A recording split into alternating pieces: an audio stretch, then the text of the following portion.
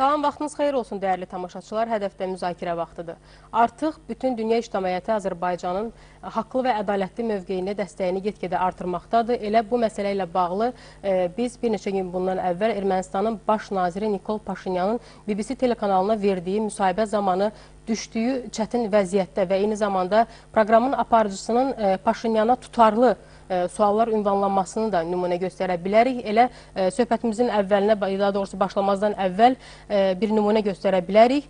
Bundan sonra sizi dinləyən kütlə Ermənistanla birləşməyə dair çağırışlar etməyə başladı. Söhbət Xankəndiyə gedərək məhz Dağlıq Qarabağ Ermənistandır. Paşinyanın bu iddiası ilə bağlı aparıcının sualından gedir. Bu, Azərbaycana qarşı açıq-aydın bir təxribat idi.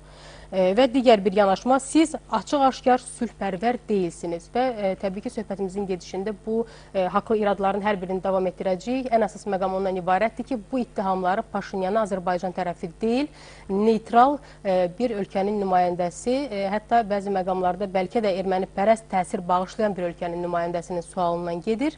Elə biz studiyamızın qonaqlarını təqdim edirəm, elə biz bu mövzu ətrafında müzakirə aparacağıq. Qonaqlarımız Milli Məclisin deputatları Rasim Musabəyev və Qənirə Paşayeva, eyni zamanda Ordu Az saytının rəhbəri Şahin Qocayev və bizimlə Çindən Skype bağlantısında olacaq Azərbaycanın haqlı mövqeyini mütəmadi olaraq dəstəkləyən siyasi analitik Malik Əyyub Sımbal bizimlə olacaq. Cənab Sımbal, siz də salamlayırıq. Ümid edirəm ki, söhbətimizə siz də fəal iştirak edəcəksiniz söhbətimizdə. Və az əvvəl qeyd etdiyim kimi də Rasim müəllim, həqiqətən də Ermənistan artıq mətbuata biz izlədikdə görürük ki, bu cür təqdimat verilir ki, Ermənistan prezidenti, daha doğrusu baş naziri növbətdə və çətin vəziyyətə düşdü. Mən düşünürəm, bəlkə məsələyə bir qədər fərqli yanaşaq. Ermənistan baş naziri son, demək olar ki, hakimiyyəti dövründə ümumiyyətlə çətin vəziyyətdən çıxa bilmir. Məsələyə bu cür yanaşmaq məncə daha məntiqli olar. Yəni Ermənistan özü dövlət kimi özünü çətin vəziyyətə salıb. Və onun başında kim olmağı asılı olmayaraq Ermənistan bu çətin vəziyyətdən öz iddiaların saxlamaqla çıxmaq iqtidarında deyil. Paşinyan olmasaydı, Paşinyanın yerində daha savadlı, daha çevik və dövlət təcrübəsi olan adam da o çətin suallara cavab tapıb vermək iqtidarında olmayacaq. O ki, qaldı Paşinyanın özünə, o bilirsə, özünə çox arxain bir adam idi. İndi hesab edirdi ki, gedib Serj Sarkisyanı belə hasantlıqla kürsüdən qovub, özü ora əyləşib, indi bütün dünyanı fəth etməyə hazırdır. Dırnaqarası inqilab bir qədər. Bəli, ancaq reallıqlarla üzləşəndə hər dəfə çətin bir duruma düşür. Bəli, Qənirə xanım, əslində Paşinyanın məhz BBC telekanalının jurnalistinin qarşısında bu vəziyyətə düşməsi, Münhen Təhlükəsizlik konferansında da eyni vəziyyət yaranmışdı, eləcə Davos İqtisadi Forumunda eyni vəziyyət yaranmışdı. Yəni, bu prosesin davam olunması sizcə Ermənistanın sırf Dağlıq Qarabağ münaqişəsinin həlli və danışıqlar masasında mövqeyini hansı formada təsir göstərir? Bilirsiniz, təbii ki, Münhendə ilk, belə deyək, Ermənistanın və Ermənistanın baş nazirinin, işğalçı dövlətin, işğalçı zehniyyətli rəhbərinin ağır vəziyyətə düşdüyü belə bir məqam Münhendə idi. Çünki ilk dəfə idi ki, Azərbaycan və Ermənistan rəhbərləri arasında açıq bir debat keçirilirdi. Və bu debatda cənab prezident bütün tarixi gerçəklərlə, beynəlxalq hüquq normaları ilə, sənədlərlə çıxış edərək işğalçı ölkənin rəhbərliyini çox ağır vəziyyətə saldı. Ondan sonra bu ikinci belə bir fiyaskodur, ciddi fiyaskodur Paşinyan üçün. Çünki Rasim müəllim dediyində bir həqiqət var ki, əslində kim olsa Ermənistanın rəhbərliyində eyni vəziyyətə düşəcəkdir. Çünki bu işğalçı Ermənistanın yürütdüyü siyasətin fiyaskosudur əslində. Və Paşinyan da Sarkisyanın siyasətini davam etdirdi. Özünü demokrat libasında göstərməyə çalışsa da əslində siyasətdə Sarkisyandan heç bir fərqli yanaşmanı ortaya qoymadı və onun o siması da artıq yavaş-yavaş ifşa olunmağa başladı ki, məsələlə bağlı elə ötən günkü proqramda da, o çətin söhbət proqramında da jurnalist ona o iradı bildirir ki, siz öz xələflərinizdən nə ilə fərqlənirsiniz? Bəli, və heç bir şeylə fərqlənmədiyi bir daha ortaya çıxdı ki, əslində Paşinyan Sarkisyandan düşüncə, zihniyyət, yanaşma etibarilə heç bir şeydə fərqlənmir və işğalçı Ermənistan Paşinyanın simasında çox ağır bir vəziyyətə düşdü. Yəni, bütün dünya bir daha onların işğalçı mahiyyətini gördü.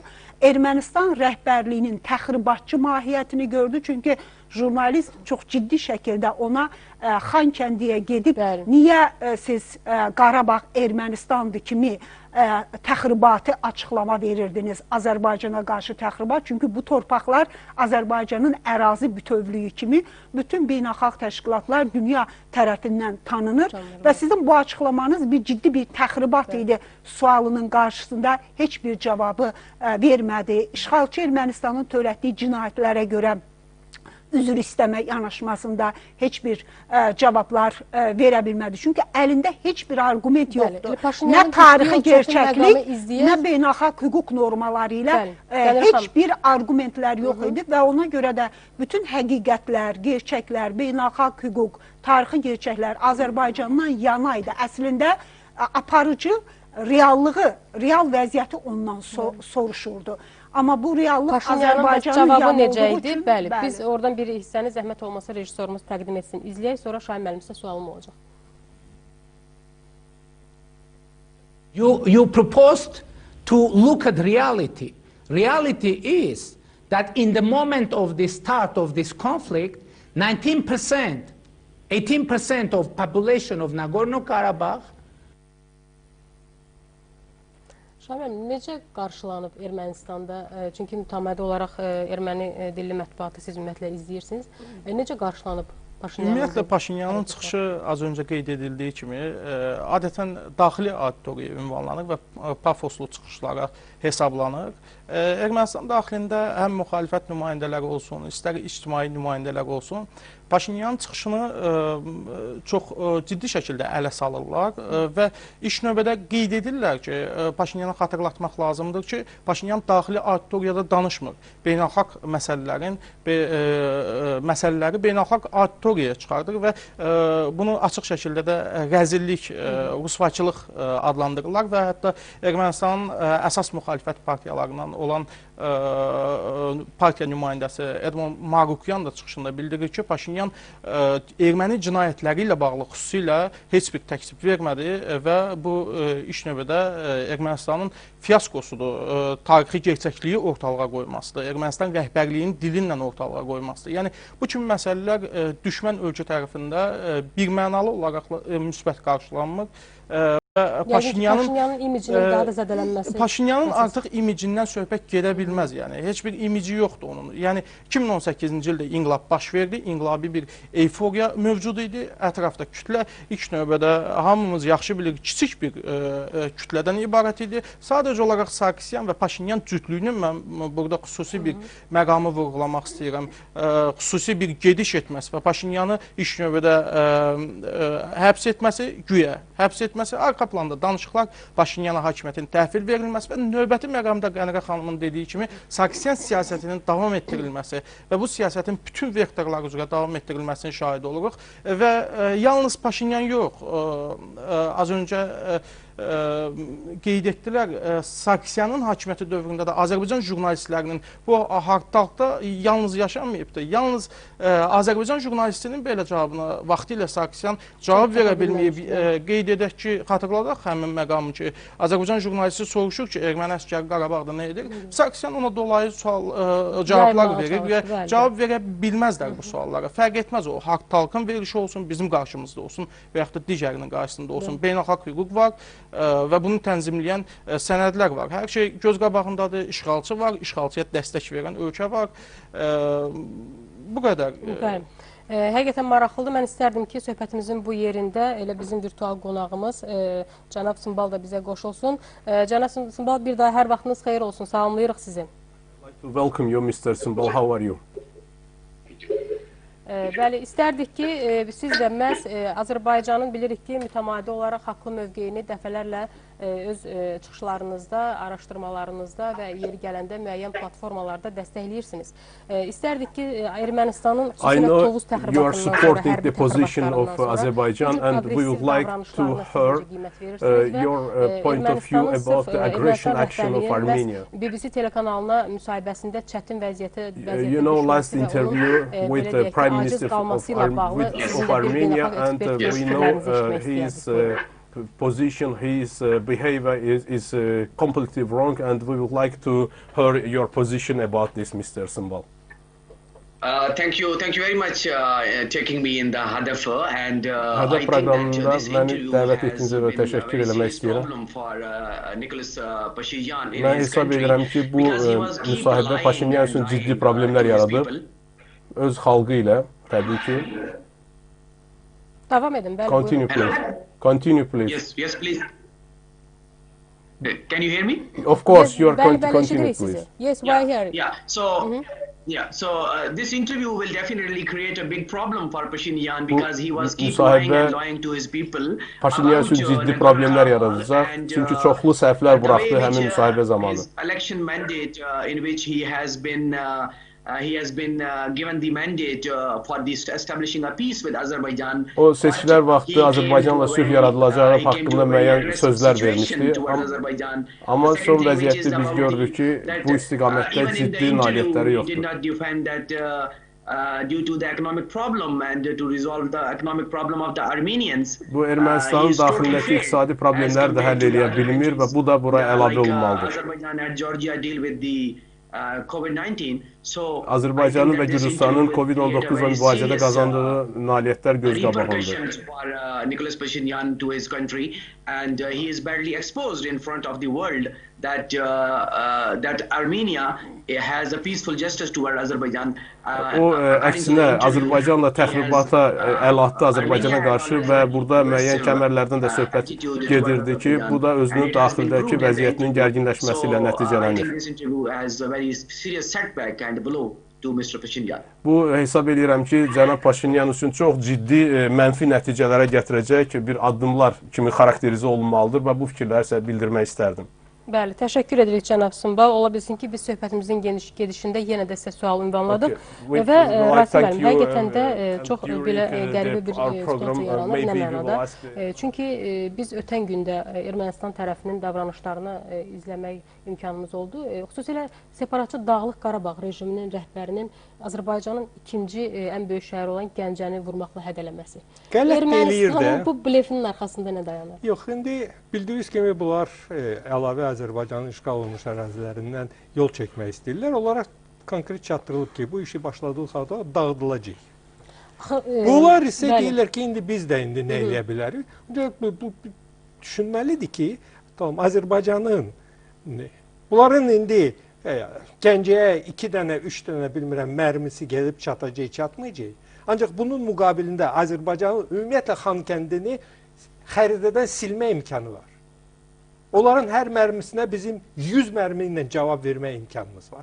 Ona görə təkrar edirəm, qələt də eləyir və fərz etmirəm ki, hərbiçilər onun bu fikirlərinə ciddi reaksiya versin.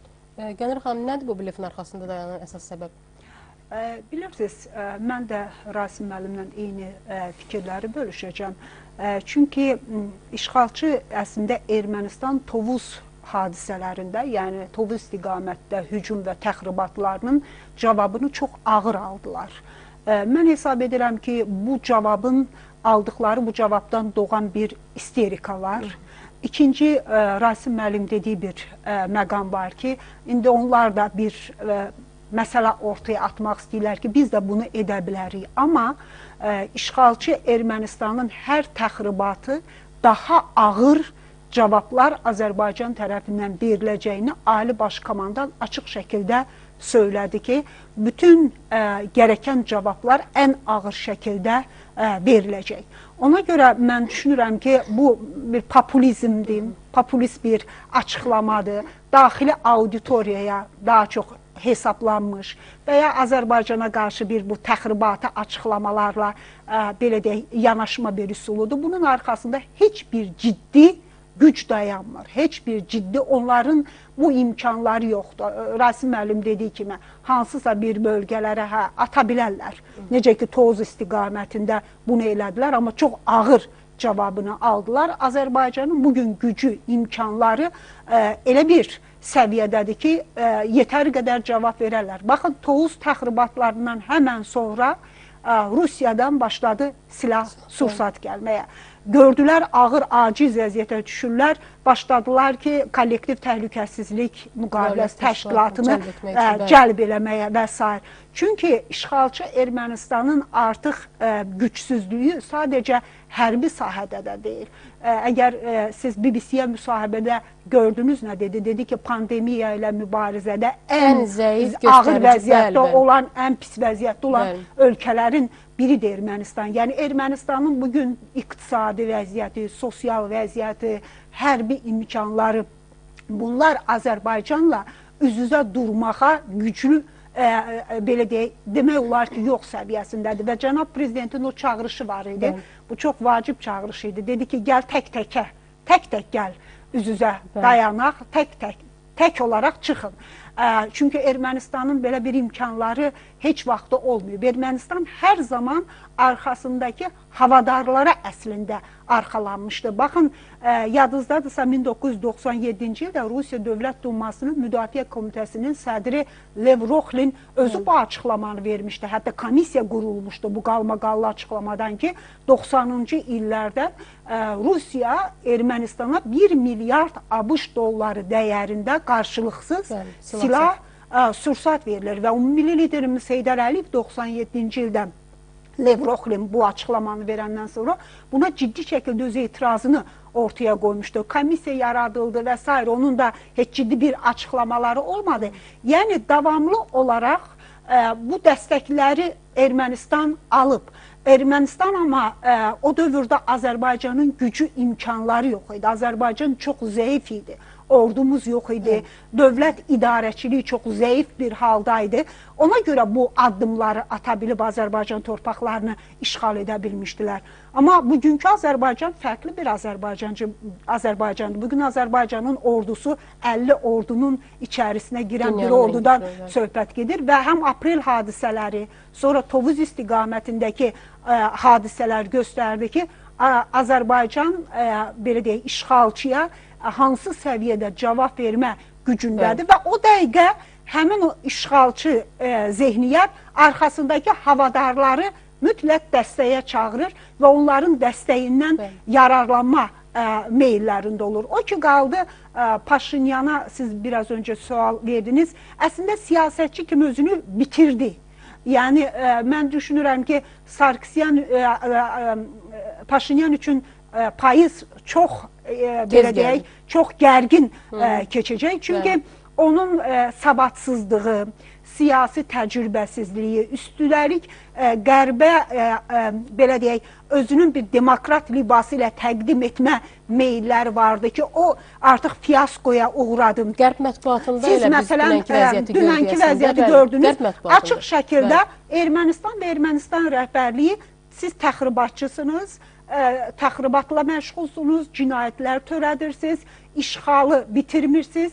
Bugünkü vəziyyətin, bu status quo-nun davam etməsi sizin, belə deyək, mövqeyinizdən davam edir və s. Yəni, bütün geniş şəkildə, bütün, belə deyək, bu televiziya proqramına milyonlarla insan dünyada izləyir.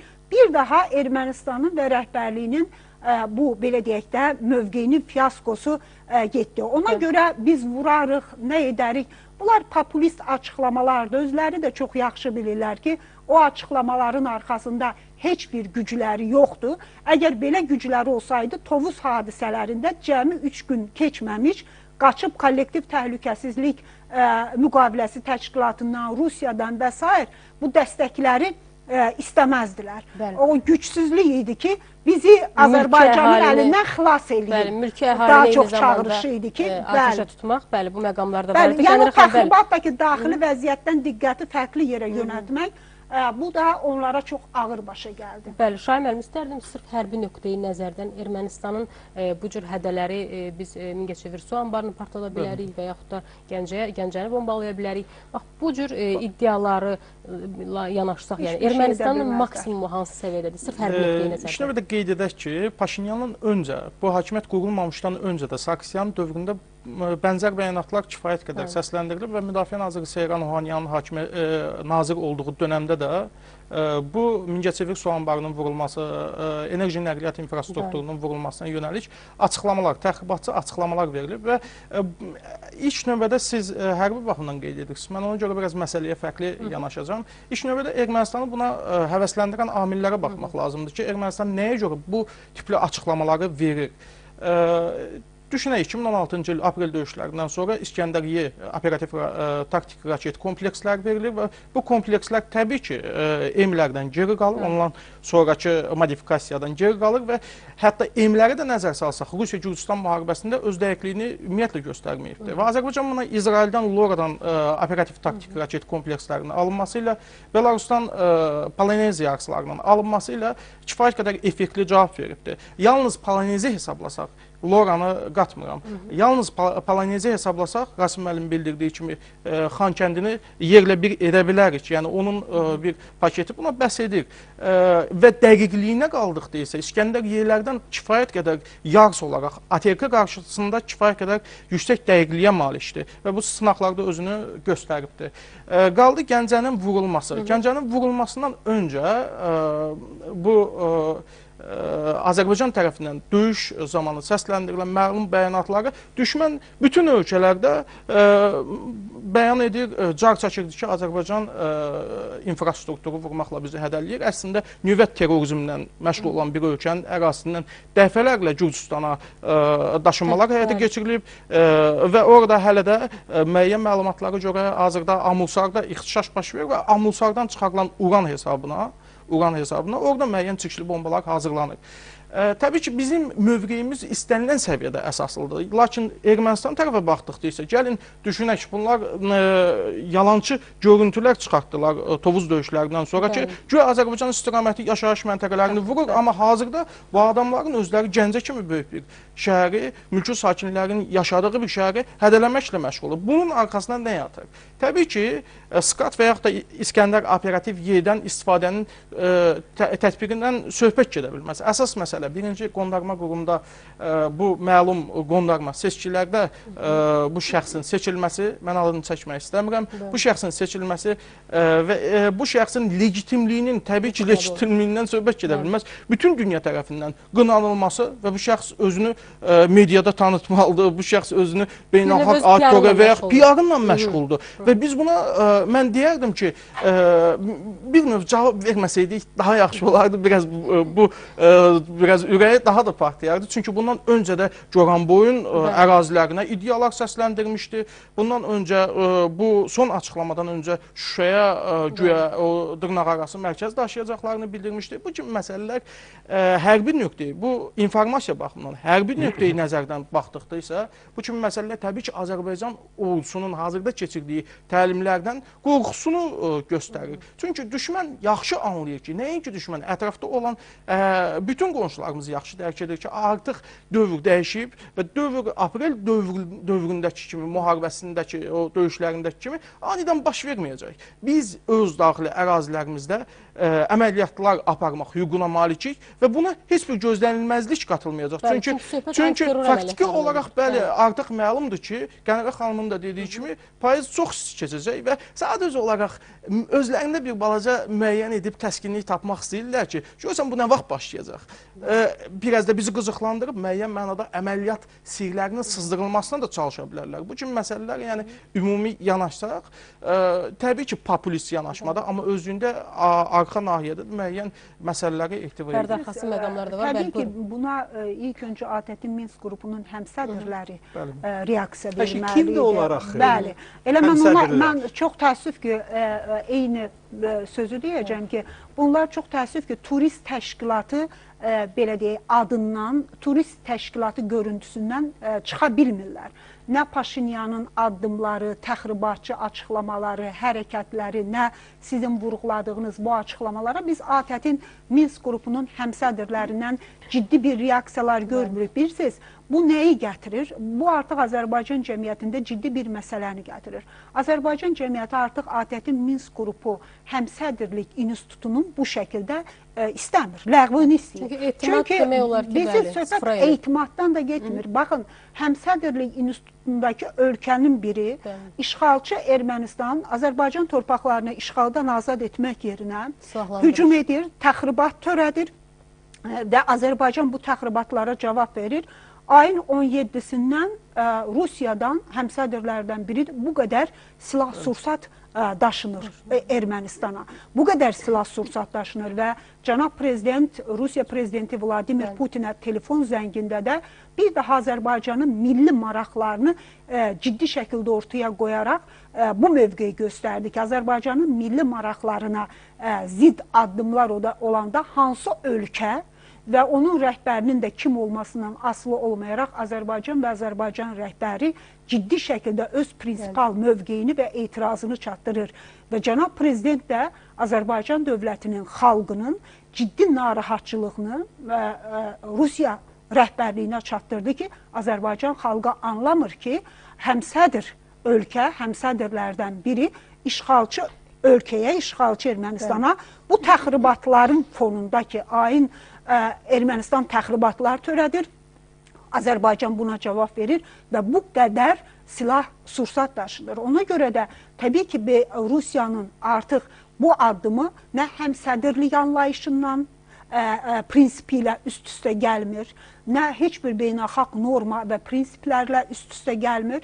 Həmsədrlik institutundakı fəaliyyətinə bir daha ciddi kölgə salır. Eyni zamanda Rusiya-Azərbaycan münasibətlərinin də ruhuna ciddi zərbə vurur. Məsələ ilə bağlı Qənirə xanım icazənizlə. Ona görə Rusiyanın silah yardımı, Amerika və Fransanın siyasi dəstəkləri və s. insanlarımızın içərisində bu həmsədrlik institutu ləğv olunsun. Ən azı ATƏT-in Minsk qrupunda təmsil olunan Türkiyənin də həmsədrlik institutunda təmsil olması. Bu, təbii ki, kimlər tabi, amma bizim insanımızda bu cür həmsədrlik institutu ilə təbii ki, bizim təkliflərimizi səsləndirə bilərik, ona mənfi reaksiyalar ola bilər və s. Bunlar biz anlayırıq. Amma bir ortada gerçək var ki, bu həmsədrlik institutu münaqişənin tənzimlənməsi, həll olunması istiqamətində nəinki müsbət 1% belə rol oynamağa belə deyək, yardımcı ola bilər. Bu həmsədrlik institutu bu status quo-nun elə bu şəkildə də qeyri-səmimi şəkildə deyirlər, açıqlama verirlər. Bu status quo belə davam edə bilməz. Amma bütün əməlləri bu status quo-nun bu şəkildə davam etməsinə yönəlib. Çünki işğalçı Ermənistan rəhbəri bu açıqlamaları niyə rahat verə bilir? Çünki o həmsədrlərdən heç bir bu münaqişənin tənzimlənməsindəki missiya üstlənən heç bir ciddi nə təzyiq var, nə addımlar var. Ona görə sizin həm Rasim müəllimin, həm bizim ekspertimizin sözünə gətirirəm. Cənab prezident bunun üçün çox önəmli bir məsələni dedi. Dedi ki, bugünkü dünyanın tək gerçəyi gücdür. Güclü olub öz mövqelərimizi qorumalıyıq. Və bugün də Azərbaycan bunu həyata keçirir. Bütün istiqamətlərdə güclənmək, öz strateji müttəfiqliyini bu bölgədən rolunu gücləndirmək üçün daha hansı addımları ata bilər? Bu addımları ataraq torpaqlarımızı özümüz işğaldan azad eləyəcəyik və bu gücü də artıq Ermənistan tək olsaydı çoxdan biz o torpaqlarımızı işğaldan azad edərdik. Çox təəssüf ki, arxasındakı güclər Ermənistanın yanında. Bəli, həmsədrlərin yaratmaz fəaliyyəti ilə bağlı istərdik ki, beynəlxalq ekspertin də mövqeyini öyrənək. Cənab Sımbal, mən istərdim ki, ATƏT-in Minsk qrupunun həmsədrlərinin bu illər ərzində yaratmaz fəaliyyətindən irəli gələrək Azərbaycan cəmiyyətində artıq bu institutun ümumiyyətlə formatının dəyişdirilməsi, Minsk group, and it is an acceptable position by the Azerbaijani people. We want to know your opinion about the OSCE Minsk group institution.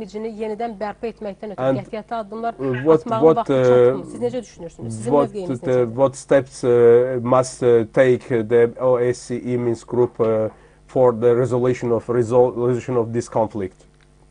please. I think the OSCE resolution, Minsk group is one of the main group that has been formed to actually resolve the Nagorno-Karabakh conflict. But Mən hesab edirəm ki, Minsk qrupu bu Dağlıq Qarabağ münaqişəsinin həllində əsas rol oynamalıdır. Amma təəssüflər olsun ki, bu onun atdığı adımları görmürük. Ermənistanın qeyri-qanuni qəbul olunmaz adımlara münasibət bildirilmir. Bütün beynəlxalq hüquqlar, beynəlxalq qanunlar Azərbaycanın tərəfindədir və Ermənistan buna münasibətdə konkret addımlar atmır.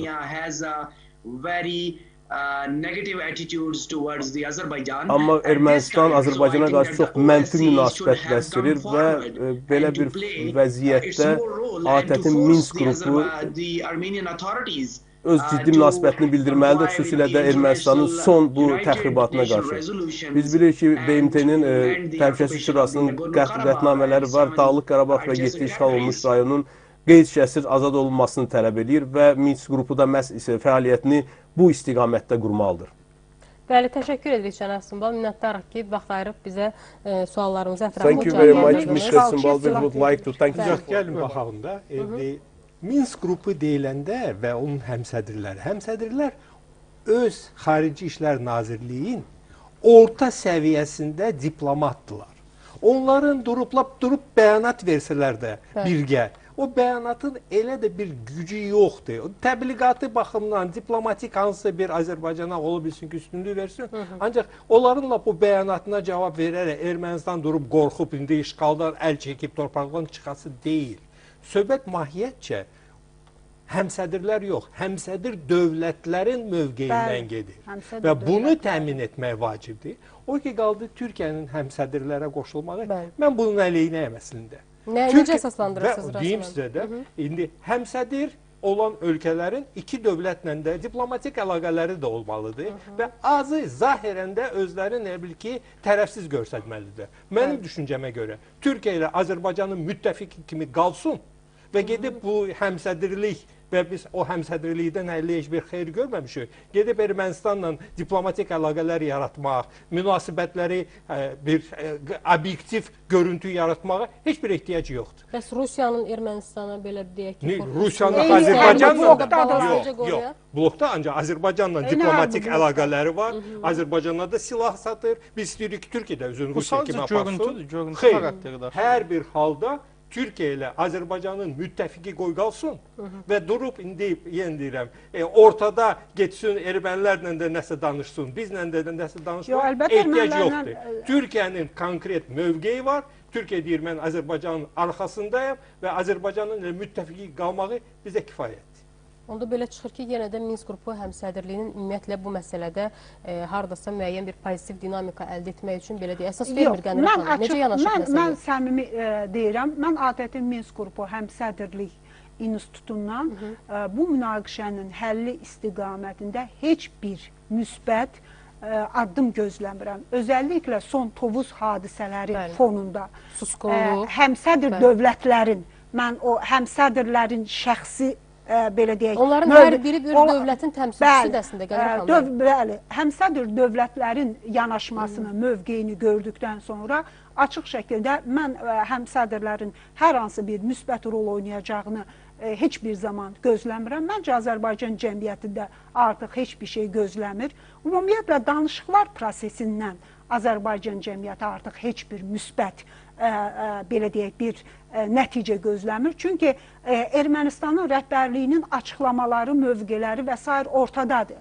Bu açıqlama, bu yanaşma ilə danışıqlar prosesində müsbət nə əldə eləmək olar? Ona görə biz bütün gücümüzü qoymalıyıq ki, bütün istiqamətlərdə güclənməliyik, ordumuzu da gücləndirməliyik və müttəfiq dövlətlərimizlə, necə ki, Azərbaycan Türkiyə ilə hərbi əməkdaşlığını, bütün istiqamətlərdə əməkdaşlığı, amma hərbi əməkdaşlığı da gücləndirir və Türkiyənin də mövqeyi açıq şəkildə oldu bu hadisələrdəki Türkiyə Azərbaycanı yanındadır və nə qərar verirsə Azərbaycan yanındadır. Biri var açıqlama, biri də var Türkiyənin Müdafiə Nazirinin Azərbaycana gələndə silahlı qüvvələrin baş qərargah rəisi, qara qüvvətləri komutanı, hava qüvvətləri, dəniz qüvvətləri komutanı hamısının birlikdə Azərbaycana gəlməsi, bu təlimlərin belə deyək, ən son pilləsində iştirak etməsi, görüşü, dövlət başçımızla verilən oradakı açıqlamalar bu Türkiyə dövlətinin bir mənalı olaraq Azərbaycana qarşı bu bölgədə yeni bir təxribatlar, təhdid, hədə olarsa, Türkiyə sadəcə diplomatik belə kanallarla deyil, açıqlamalarla siyasi bəyanat deyil, bütün gücü ilə Azərbaycanın yanında olacaq mesajını məncə çox ciddi şəkildə sadəcə Ermənistana verilmədi bu mesaj. Eyni zamanda Ermənistanın arxasında olan güclərə də verilən mesajıdır. Ona görə bu istiqamətdə daha da güclənməliyik və torpaqlarımızı Azərbaycan dövləti və xalqı biz özümüz işğaldan azad edəcəyik. Ona görə ki, bütün gedən proseslərdə biz bu həmsədr dövlətlərin mövqeyini gördük. Amma mən bir məsələni də deyəcəm. Çünki bu məni çox üzən hamımızı, bütün Azərbaycan xalqını üzən bir məqam oldu ki, çox təəssüf ki, ayın 17-sindən etibarən Rusiyadan Ermənistana kütləvi şəkildə daşınan silahlar Qazaxıstan, Türkmənistan, İran üzərindən keçib və bu üç ölkə Gürcüstan hava sərhədlərindən icazə verməyib, amma bu üç ölkə öz hava sərhədlərindən icazə verib. İran, Azərbaycan hər zaman İranla qonşuluq münasibətlərində İranı arxadan vuran addımlara heç zaman əl atmayıb. Amma çox təəssüf ki, milyonlarla soydaşımızın yaşadığı İran Azərbaycanı arxadan vuran bu addıma imkan verib. Çünki öz hava sərhədlərini təxribat baş verib, mülki vətəndaş öldürülür Tovuz istiqamətində, evləri dağıdırlar. Ermənistan bu cür hücum təxribat edir. Belə bir məqamda Ermənistana silahların daşınmasına imkan vermək öz ərazindən, bu artıq Azərbaycanı arxadan vurmaqdır, işğalçıya dəstəkdir. Bu bizi çox üzür. Mən hesab edirəm ki, İranın içindəki milyonlarla soydaşımızı da ciddi şəkildə narahat edəcək. Qazaxıstan və Türkmənistan isə bunlar qardaş dövlətdir, Türk dövlətləridir. Bunların bu mövqeyi çox belə qəbul edilməz yanaşmadır. Biz o ölkələrdən kollektiv təhlükəsizlik müqaviləsi təşkilatı çərçivəsində Azərbaycana dəstəyini dəstək eləmişdir. Amma bu dəstək olub, amma Qazaxıstanın bu nə yüklərin daşındığını bilirlər. Mən düşünürəm ki, Qazaxıstan buna mütləq aydınlıq gətirəcək və bu kimi halların gələcəkdə təkrarlanmaması istiqamətində mən inanıram ki, bu məsələlər ciddi şəkildə müzakirə olunacaq. Çünki biz Türk Şurasının üzvüyük. Biz qardaş dövlətik, bir-birimizə dəstəyimiz var. Türkmənistanla çox inkişaf edən münasibətlərimiz var. Yəni, bu iki tərəfli münasibətlərimizin ruhuna da uyğun bir yanaşma deyil. Ona görə mən düşünürəm ki, hər iki Türk dövlətindən bu barədə açıqlama olacaq və bizim bütün istəyimiz odur ki, gələcəkdə bu iki qardaş dövlət bu kimi məsələlərə təbii ki, yol verməsin. Çünki qardaşlıq missiyası bunu deyir. Bizim iki tərəfli münasibətlərimizdə də Azərbaycan hər zaman bu ölkələrə dəstək olub. Onlarla münasibətlərdə heç zaman hansısa onların maraqlarına zərbə olan addımlara yol verməyib. Ona görə biz ümid edirik ki, özəlliklə bu iki Türk dövlətindən həm açıqlamaları gözləyirik, həm də bu kimi addımların bir daha təkrarlanmaması. Qədir xanım, bunu deyirlər ki, bu ermənilərə aparmırıq. Özümüzün bazamız var Ermənistanda və o daşınmalar o öz bazamız üçün ora yollanan yükdür. Və Baxsos marşruta əslində bunlar heç Qazaxıstanın Türkmənistanın ərazisindən keçməyərək Xəzərin üstündən də uça bilərdilər. Ancaq uçmadılar. Ne üçün? Onur ki, fərz edirəm ki, o təyyarədə belə də xüsusi nəzarət tələb edən yüklər var idi və Xəzərin üstündən keçəndə bizim təyyarələri qaldırıb və onu monitoring, skaner etmək imkanımız olacaqdı. Budur, ancaq təkrar etmək. Hər bir halda onların bəhanələr var ki, bu daşınmalar heç də ermənilər üçün deyil, öz bazamız üçün. Amma onlar, hamısı ölkələr bilirdi ki, ayın 12-sindən etibarən Ermənistan bu təxribat edib və 17-sində bu qədər birdən-birə yük, silah, sürsat keçirsə, niyə Gürcüstanda bu şübhə yarada bilirsə, bu şübhə mütləq yaradılmalıdır. Gürcüstan ümumiyyətlə buraxmır Rusun məsələ- təyyarələrin O üzərinə. da Yox, şübhə belə bir yaranmalı məsələyə idi. diqqət yetirək. Biz sabahları döyüş əməliyyatları aparacaq bir ölkəyik, işğal altında olan bir ərazilərimiz var. Tovuz döyüşlərinə ilk növbədə biz təlim xarakterində baxmalıyıq. Tovuz döyüşləri açıq şəkildə bizim ətraf qonşularımızın mövqeyini bizə qarşı göstərdi. İstər Gürcüstan olsun, istər İran olsun. İran açıqlama verir ki, bizim prioritet məsələmizdir Qarabağ, amma öz hava ərazisində 2 dəfə, 3 dəfə enmə uçuşu həyata keçirir və qalxır. Qaldı Qazaxıstan və Türkmənistan ərazisində Qazaxıstan məsələsi bilirsiniz necədir? Kollektiv təhlükəsizlik müqaviləsinə üzv olmuş bir dövlət olaraq danışmaq başqa, Türk Şurasına üzv olan bir dövlət olaraq danışmaq başqa və yaxud da Azərbaycan-Qazaxıstan nümunəsində danışmaq başqa. Və bu məsələlərdə biz nəzər salsaq, Qazaxıstan növbəti dəfədə inandırım sizin ki, bu daşınmanın həyata keçirilməsinə icazə verməyə məcburdur. O halda ki, Qazaxıstan kollektiv müqaviləsi təhlükəsizlik təşkilatını tərk etməlidir və bu daşınmalar həyata keçirilməməlidir. Bu bir məsələ. Qaldı ATƏT-in Minsk qrupundan olan bir məsələyə gəlsək. Təbii ki, mən də ATƏT-in Minsk qrupunun əgər danışıqlar davam etdiriləcəyi təqdirdə yenilənməsinin tərəfdarıyam. Bu şəkildə danışıqları getmək mümkün deyil. Lakin danışıqların davam etdirilməsi, bundan sonra ATƏT-in Minsk qrupunun yenilənməsi və bir 20 ildə bu məsələnin üzərində spekulyasiyaların aparılması bizim ümumiyyətlə dövlətimizə heç bir fayda vermir, prioritet məsələmiz deyil və ona görə də Azərbaycan-Türkiyə hərbi əməkdaşlığının genişləndirilməsi məsələsi önə çəkilməlidir. Nəinki danışıqların aparılması. Azərbaycan-Türkiyə hərbi əməkdaşlıq çərçivəsində Rusiya-Ermənistan nümunəsində olduğu kimi hərəkət edilməlidir. Birgə hava hücumundan müdafiə birləşmələri yaradılmalıdır. Birgə qoşun birləşməsi yaradılmalıdır. İndi bu işlər gedir. Bəli, bəli. Birgə qoşun birləşməsi yaradılmalıdır. Açıq şəkildə deyək, biz torpaqlarımızı hərbi yolla alacağıq. Danışıqlar yolu ilə torpaqlarımızın işğaldan azad edilməsi imkanları mənim fikrimcə tükənib.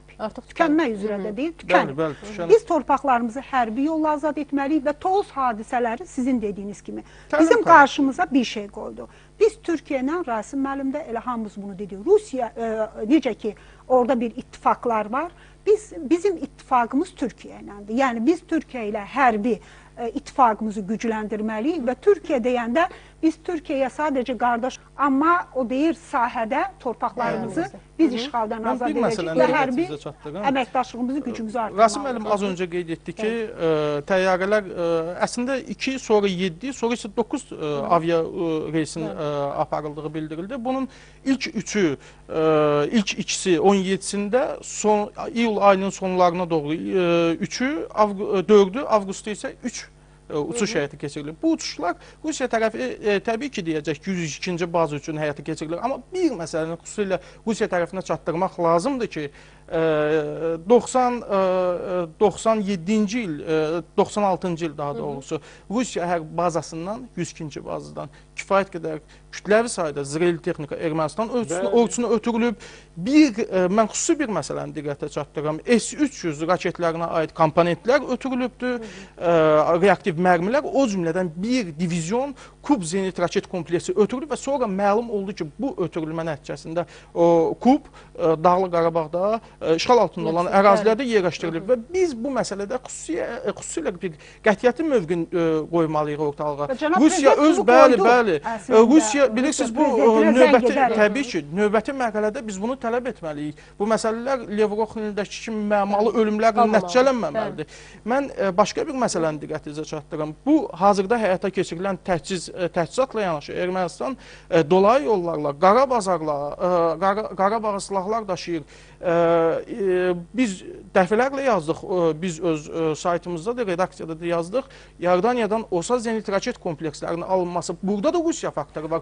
35 ədəd OSA zenit raket kompleksi Rusiyanın An-124 Ruslan təyyarəsi ilə 10 ədəd hərbi nəqliyyat təyyarəsi ilə daşınıb Ermənistana və sonra isə Dağlıq Qarabağa daşınıb. Sual olunur və araşdırmalar onu göstərir ki, Rusiya tərəfi əslində OSA-ların Ermənistan tərəfinə pulsuz təklif etmişdi. Amma o halda OSA-ların Qarabağa yerləşdirilməsi çox böyük bir ciddi skandala səbəb ola bilərdi. Nəinki indi Ermənistana yardımlar edilir. Mən düşünürəm ki, Rusiya bu istiqamətdə artıq bir mövqeyini göstəribdir, konkret bir mövqeyini göstərib, dəfələrlə göstərib, Azərbaycan tərəfi sülhpərvər nümayiş, qonşuluq siyasət aparıbdır, dəfələrlə biz İskəndər yenin verilməsi, ondan sonraki proseslər, biz çox bu məsələlərə təmkinlə yanaşmışıq.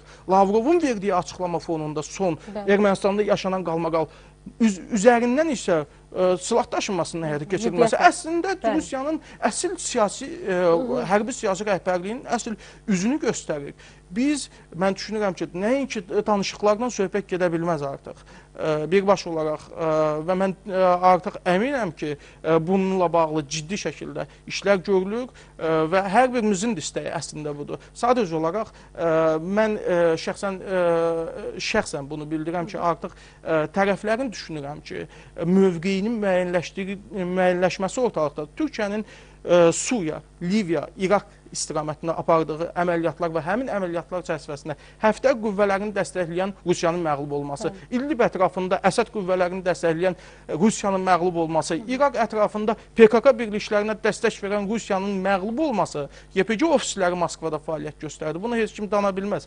Bu məsələlərdə Rusiyanın yeşil rəyi və son açıqlama, Müdafiə Nazirinin verdiyi açıqlama isə onu göstərir ki, növbəti mərhələdə hədəf Qarabağdır və Qarabağ regional bir problem olaraq artıq nəzərdən keçirilmir və çünki buradan az öncə qeyd etdiyim kimi enerji, nəqliyyat infrastrukturu keçir və bunun təhlükəsizliyi təmin edilməlidir. Bunu bir daha ortaya qoydu, hədəfi ortaya qoydu.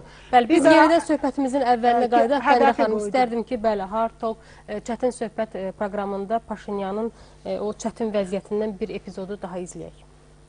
But I'm asking you a very specific question. In the spirit of truth and reconciliation, are you now prepared to say sorry for example, the European Court of Human Rights catalogue of violations of human rights on the part of the Armenian military? Will you say sorry? European Court has similar catalogue on Azerbaijani's atrocities. But I'm not talking to the Azerbaijanis, I'm talking to you. Rasim müəllim, bizim ümumiyyətlə danışıqlar prosesini təəssüflər olsun ki, belə video formatda belə izləmək imkanımız olmur. Uzun müddətdən də bəri davam edən söhbət danışıqlar prosesindən gedir. Minsk qrupunun vasitəçiliyi ilə bu təkbətək görüşdə baş Onlar qapalı keçir. Bəli, qapalı keçilir. Bu qaydalardır. Amma necə düşünürsünüz? Əslində Paşinyanın bu Hard Talk Stefan Sakurun suallarına cavablandıranda o düşdüyü vəziyyət bizə imkan verir ki, bir təsəvvür yaransın ki, bu danışıqlar masasında özünü necə aparır? Bir analogiya aparmaq sizcə yerinə düşər mi? Mümkündür. Yəni, bu adam populistdir və təəssüf olsun ki, hər dəqiqə danışdığına inanır və hesab edir ki, bu dediyi həqiqətdir və hamı onun gördüyü kimi bunu qavramalıdır. Reallıqlarla onun baxışları üst-üstə gəlmir. İndi bu mənim düşüncəmə görə bu psixi bir problemdir və hansısa bir məqamlarda bu ona elə bil ki, cəsarət vermişdir o inqilabda da, o biri hərəkatlarında da bir müsbət özünü göstərsin. Müəyyən dəstək də var idi təbii ki. Beynəlxalq münasibətlərdə, dövlət arası münasibətlərdə bu işləmir. Ona görə ki, orada obyektiv reallıqlar var, beynəlxalq hüquq var, güc nisbəti var və bu baxımdan Ermənistanın əslində o iddiaları ki var. İndi baxın, başlayıblar gic-gic Sever müqaviləsinin 100 illiyi ilə bağlı danışır.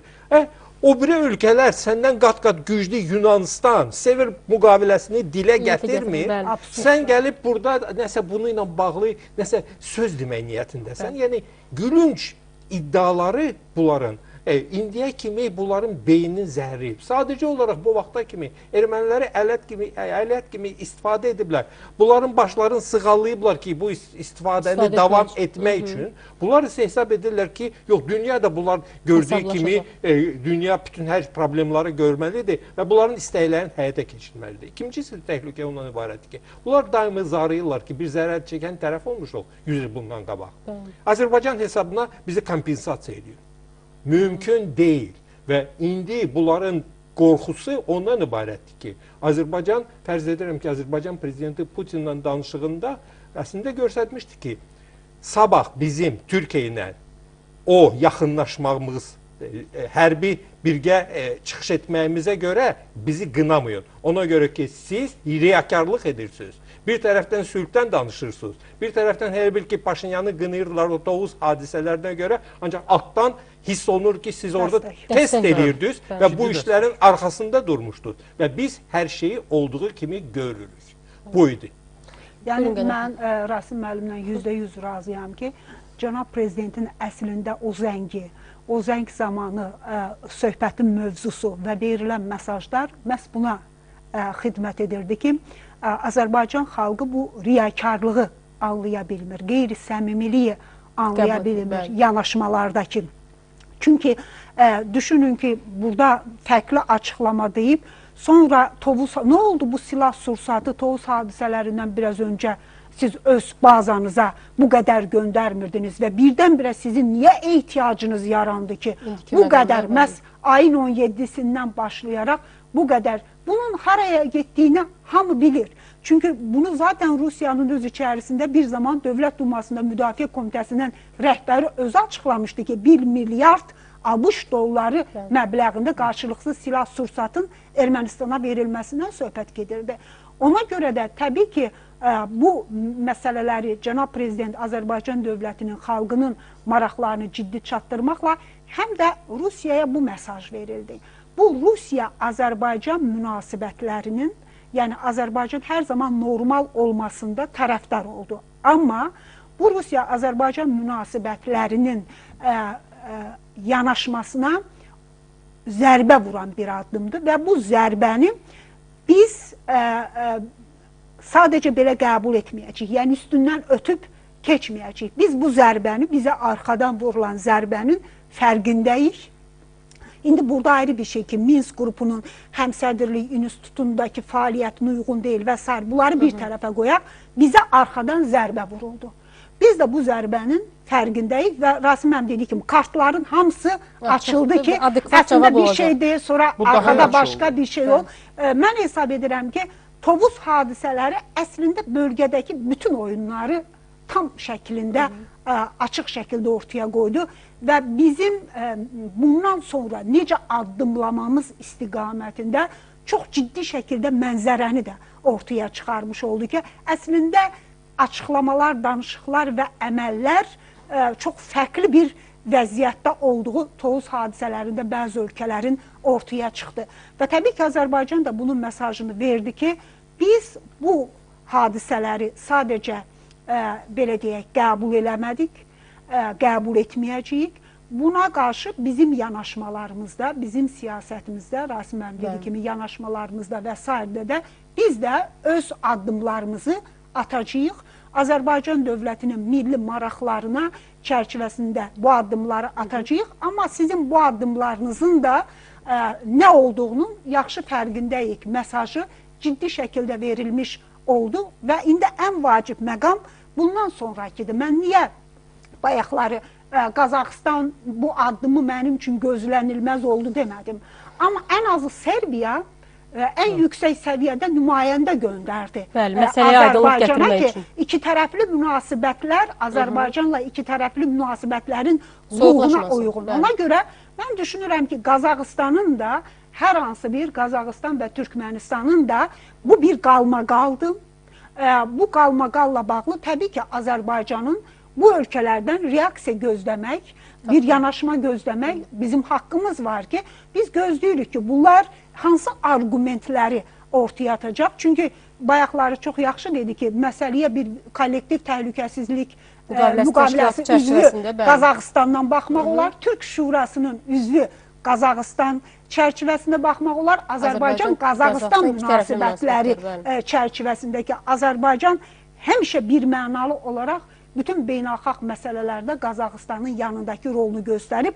Qazaxıstan da mənim fikrim bütün manevrləri ən azı etməli idi gücü daxilindəki bu kimi hallara, özəlliklə ki, belə bir təxribat baş verib.